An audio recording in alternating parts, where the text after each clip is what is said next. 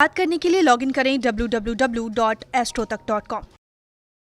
मित्रों नमस्कार, मैं हूं आपका मित्र कमल नंदलाल और मैं आप सभी दर्शकों का हार्दिक अभिनंदन करता हूं। एस्ट्रो तक की खास प्रस्तुति कमल नंदलाल के महा उपाय जो आपके जीवन को सरल, सुगम और सफल बनाए, सिर्फ एस्ट्रो तक पर। तभी तो आपसे कहता हूं कि एस्ट्रो तक को लाइक करें, सब्सक्राइब करें। और कमल नंदलाल तो ये कहता ही है कि शेयर तो बनता है, क्योंकि आपका एक शेयर बहुत बड़ा काम करता है। आपका एक शेयर आपके जीवन में तो सुख, समृद्धि और सौभाग्य लेकर ही आता है। साथ ही साथ आप जो शेयर करते हैं और जो ये शेयर देखता है, उस व्यक्ति के जीवन से दुख, दुर्भाग्य और दरिद्रता को भी मिटाता है। कितने बड़े पुण्य का काम करता है ये शेयर। तभी तो कमल नंदलाल कहता है कि पुण्य ज़रूर कमाएं, शेयर ज़रूर करें।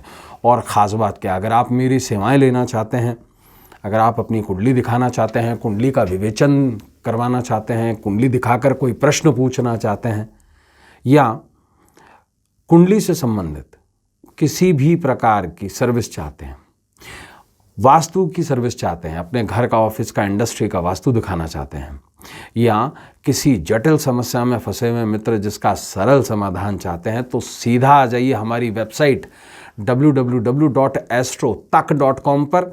सीधा मेरे प्रोफाइल पर आकर सर्विस सेलेक्ट कीजिए और मुझे वहीं से ही कॉल मिला लीजिए। मुझे आपके कॉल का इंतज़ार रहेगा।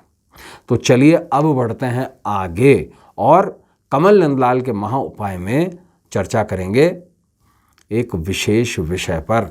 मित्रों, आज हम एक बहुत ही खास विषय पर चर्चा करने जा रहे हैं। एक हमारा टॉपिक है दीपक का एक खास उपाय जो वाद विवाद में जीत दिलाए। जी हाँ, वाद विवाद, झगड़ा, फसाद, किसी भी तरीके से कोर्ट कचहरी से संबंधित कोई काम, जहाँ पर दो लोगों के बीच में विवाद उत्पन्न हुआ है, जहाँ पर उनकी मानसिकता एक जैसी नहीं है, उनके विचार एक जैसे नहीं है, यही होता है विवाद। और वाद का मतलब किसी भी तरीके का दावा करना। देखिए, मनुष्य की इच्छाएं अनंत है ना, और सभी अलग अलग तरह की मनोकामनाओं की पूर्ति के लिए देवी देवताओं का पूजन भी करते हैं। स्पेशली सनातन समाज, जैसे शारीरिक बल के लिए, संकटों के नाश के लिए हनुमान जी की पूजा की जाती है, सुख समृद्धि के लिए भगवान विष्णु की पूजा की जाती है, धन के लिए लक्ष्मी की पूजा की जाती है, खजाने के लिए, धन को बढ़ाने के लिए कुबेर की पूजा की जाती है, ज्ञान के लिए सरस्वती की, और मृत्यु से बचने के लिए शिव शंकर की।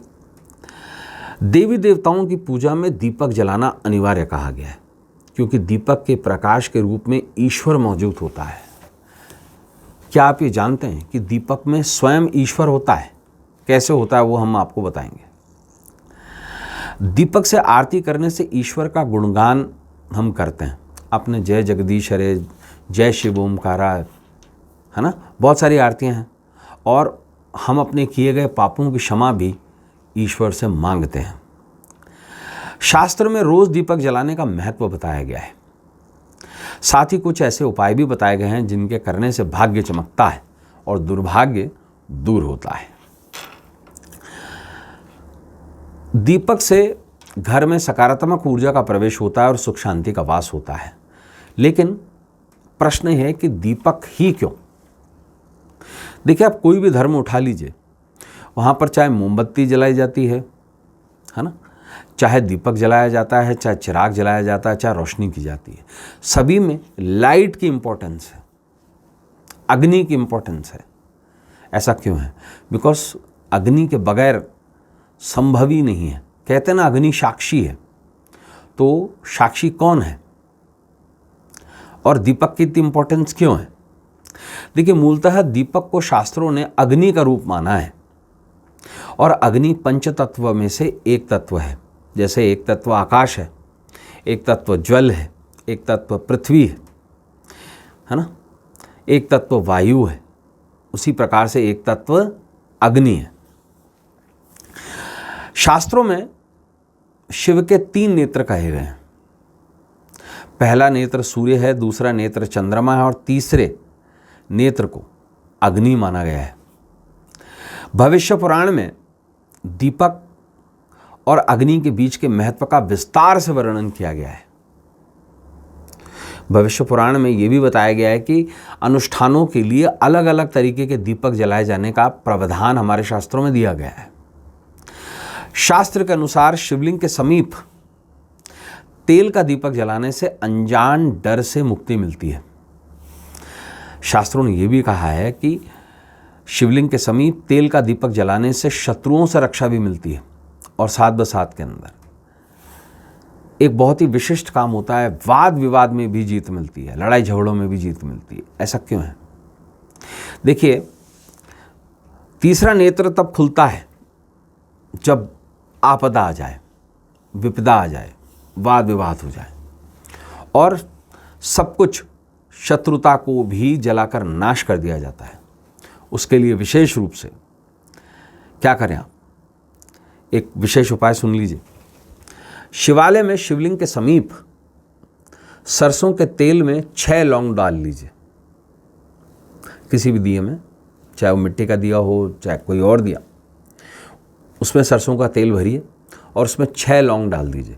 6 लौंग डालने के बाद में उसमें 6 बत्तियां भी डालिए और उसका दीपक जलाइए शाम के समय, संध्या के समय। और एक विशेष मंत्र का जाप कीजिए, ह्रीम आलोकाय नमः। आलोक का मतलब क्या होता है? ये पूरा यूनिवर्स। और ह्रीम किसका बीज है? सृष्टि बीज। और ये जो मंत्र है ये मूलतः शिव महापुराण से है। ह्रीम आलोकाय नमः एक ऐसा मंत्र है जब शिव की सत्ता जो है वो समस्त जगत पर विराजित हो जाती है। विशेष तौर से संध्या के समय शिवलिंग पर सरसों के तेल में 6 लौंग के दाने डालकर उसमें 6 बत्तियां डालकर षडमुखी दीपक जलाइए। आश्वस्त करता हूँ, वाद विवाद में निश्चित जीत मिलेगी। तो आज के लिए बस इतना ही। कल आपसे फिर मुलाकात होगी कमल नंदलाल के महा उपाय में, जहाँ हम करेंगे आपकी समस्याओं का समाधान देंगे, कुछ खास ऐसे उपाय जो आपके जीवन को सरल, सुगम और सफल बनाए। जाने से पहले आपसे ज़रूर कहूँगा, एस्ट्रो तक को लाइक सब्सक्राइब ज़रूर करें, शेयर ज़रूर करें। और मेरी सेवाएं लेने के लिए सीधा हमारी वेबसाइट www.astrotak.com पर आकर मुझे कॉल मिलाइए। तो चलिए अब इजाज़त दीजिए इस उम्मीद के साथ कि हम सभी का भविष्य सुंदर हो, सफल हो और सुखम हो। इजाज़त दीजिए। नमस्कार, नमः शिवाय।